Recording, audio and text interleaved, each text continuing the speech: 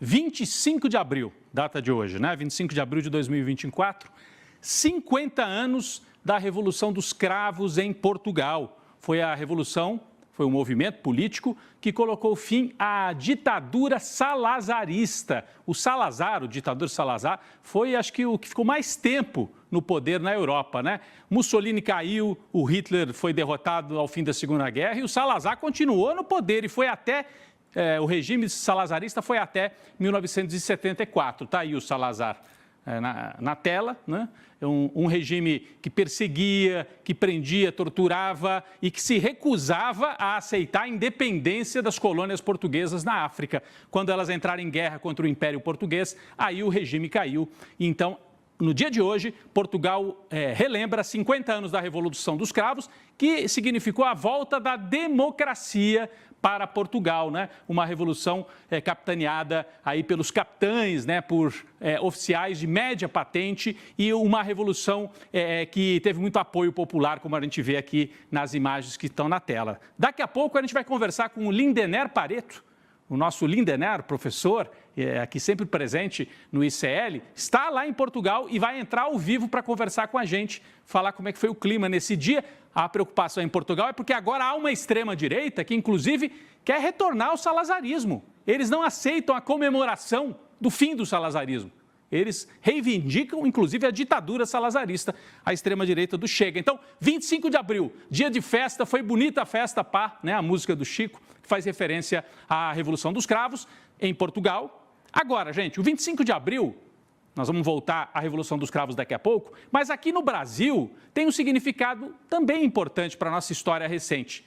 Foi num 25 de abril de 1984, portanto há 40 anos, que o Brasil tentou aprovar as diretas, eleições diretas. A gente estava saindo da ditadura militar aqui no Brasil, em 84, e no dia 25 de abril foi votada a emenda Dante de Oliveira no plenário do Congresso.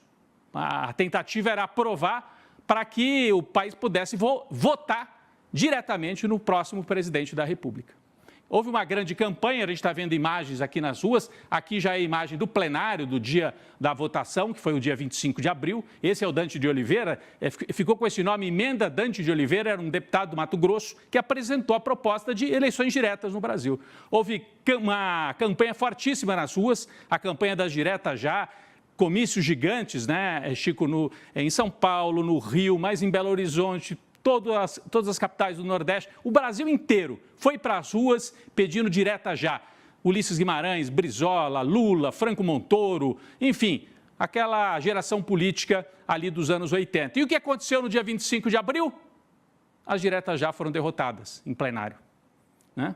A direita e os militares conseguiram operar ali nos bastidores, retiraram deputados do plenário e faltaram 22 votos. Por 22 votos, não se aprovou a eleição direta em 1984 e aí teve eleição indireta, né? Os militares fizeram muita pressão naquele dia.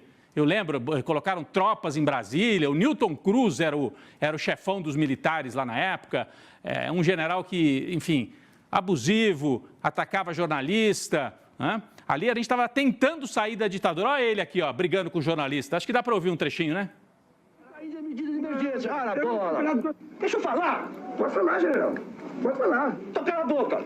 Brasília, pacata e ordeira. Brasília, desliga essa droga, então. Como repórter da Rádio Jornal, eu me sinto honrado de levar o empurrão do general.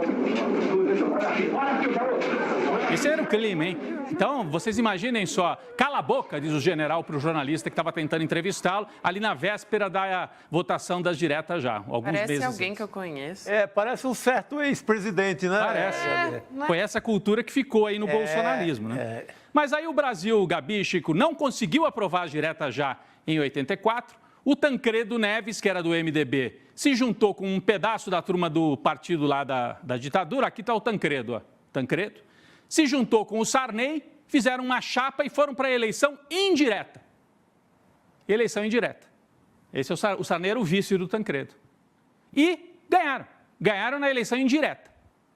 Só que, como vocês sabem, o Tancredo Neves, na véspera de tomar posse, foi parar no hospital. Passou um tempo no hospital, olha aqui a imagem. A imagem clássica, né? Ele chegou a se recuperar, aparentemente, tirou fotografia com os médicos e algumas semanas depois faleceu. E quem toma posse? O Sarney. Então, olha a volta que a história dá no Brasil, né? Tentamos eleição direta, não aprova a eleição direta, faz a eleição indireta.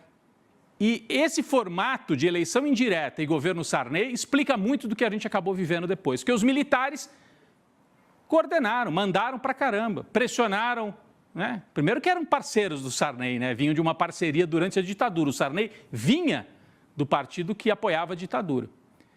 Então, essa transição feita não pelo voto popular, mas por cima, na base de um acordo entre as elites, livrou a cara dos militares. Eles saíram livres, né? Saíram lisos ali. Governo Sarney, os militares não foram punidos, o Brasil fez uma Constituição, que é a Constituição de 88, esse foi o dado positivo, e só em 89 que foi ter eleição presidencial. O Sarney, que aliás está por aí até hoje, fez aniversário hoje. Hein? 94 anos comemorados ontem em Brasília. Ontem, 94 anos está fazendo o Sarney, olha aí, ó. Festa, tem até o PT, né? O PT ficou amigo do Sarney depois, ele inclusive apoiou o Lula lá nos primeiros mandatos, foi fiador do governo do Lula e tal. Mas eu estou contando, relembrando tudo isso, porque Portugal fez a Revolução dos Cravos e foi para a democracia, rompendo com o salazarismo. O Brasil não rompeu. O Brasil fez uma transição, um acordão. Quem governou foi o Sarney, os militares continuaram mandando, depois foram se retirando devagarzinho e ficaram à espreita. E assim que puderam, voltaram. Então, isso tudo que a gente assiste hoje no Brasil, General Heleno, General Braga Neto, General Vilas Boas, olha aí, ó, a tropa, literalmente, que voltou nos governos do Temer e principalmente do Bolsonaro.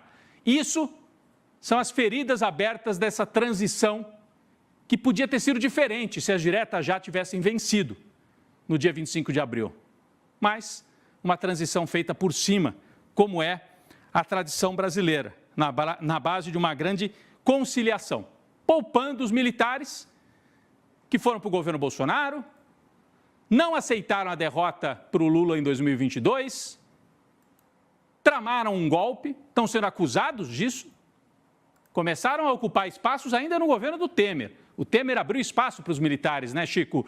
O Etchegoyen e outros generais, o Vilas Boas, foram ganhando espaço no governo do Temer. E depois, aí sim, com o Bolsonaro, era uma chapa militar, Jair e Mourão. Uma chapa militar chegou ao poder pelo voto e trouxe toda aquela turma da pesada, que a gente mostrou agora há pouco aí. Heleno, Braga Neto, etc.